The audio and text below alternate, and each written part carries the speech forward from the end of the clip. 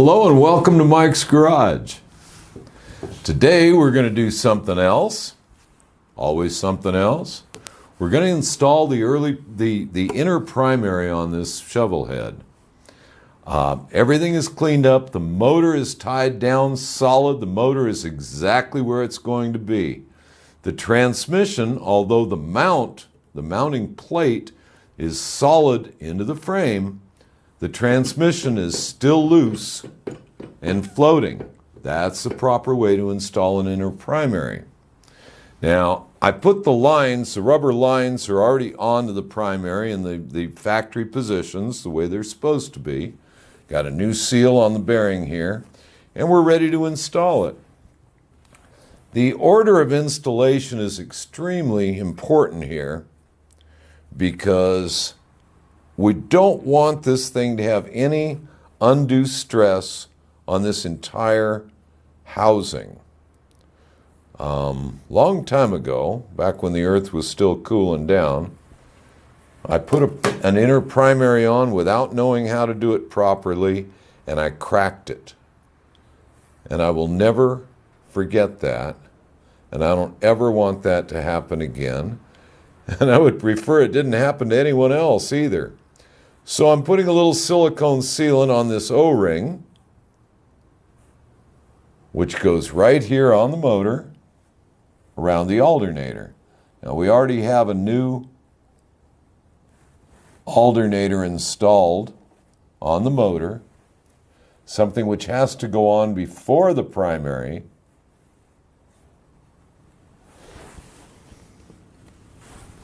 Because you can't get the alternator rotor off with the inner primary installed on these earlier bikes. The newer ones, you can. The earlier ones, you cannot. So the alternator is all installed and done. And like I said, the hoses are already in place, so we can put this inner primary housing on. It goes onto the transmission first. I got a hose hanging up, which we don't care. It'll go.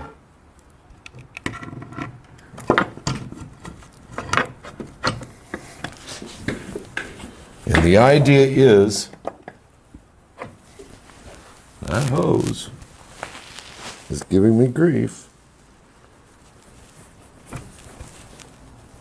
There it is. Okay. Now once it's slid onto the transmission, put the washers and nuts in place. Now I had a double washer up front here because I have an extra little part that I like to run on here that was added somewhere in the 80s. Harley came up with this thing, and I think it's a good thing. And what it is I put all these nuts on here. There's 4 of them. This is a baffle. It goes over this breather hole right here. And what it does is it blocks it off so there isn't direct pressure blowing oil off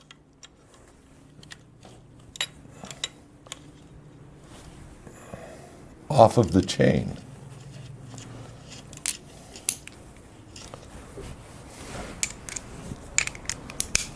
So we can put that in place. And basically what you're doing is mounting the inner primary to the transmission. Not to the motor yet, just to the transmission. Now the chain has to be released, the final drive chain, so that you can move the transmission forward without any strain to mount it. So another thing that I was taught to do a long time ago is as you tighten this stuff, give the main shaft of the transmission a twist now and then to make sure that it's not binding. You don't want anything to be binding in this. And this rag is just stuffed in here to keep the chain from scratching the frame.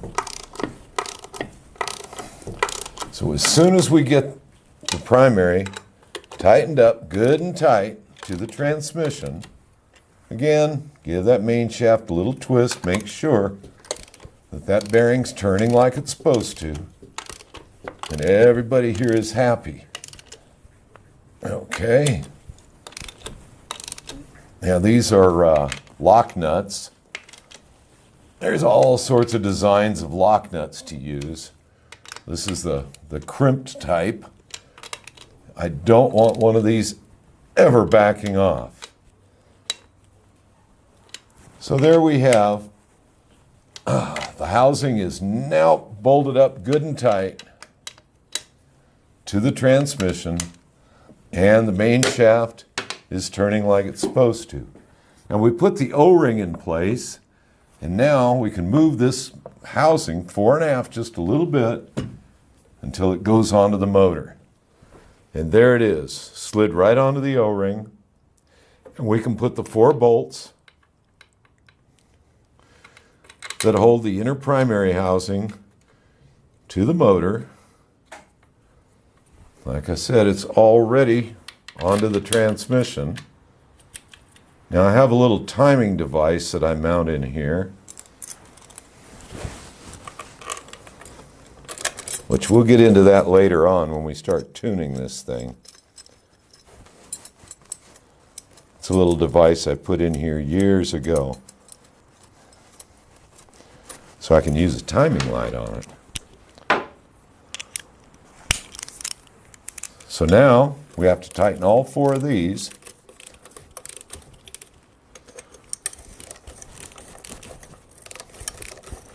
And it will all be in place. Now I put silicone on that O-ring up there so it would seal. And it's always better to have silicone or grease or something on an O-ring so that you don't tear it up installing it. Okay, now there's the front 2 bolts.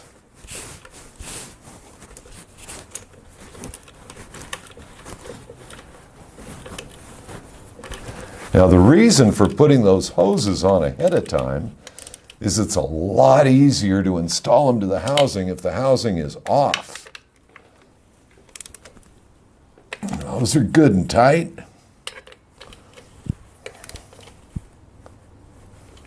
And there's all 4 of them. And the inner primary housing is now in place. Now if you look right here, I don't know if anyone can see it, but these bolts are drilled. And these 2 bolts should be safety wired so that they can't back out. Always want to remember to safety wire those bolts.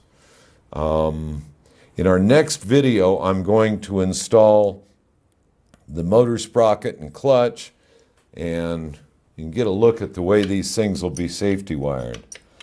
But it's a little time consuming to put in the video, so I think we'll stop right there. The inner primary is now successfully installed. The hoses are in place. All I have to do is hook them up on the other side, and I'm happy. So that pretty much does it for today. On our next video, I think we'll put the internals in here. So until then, see you on the road.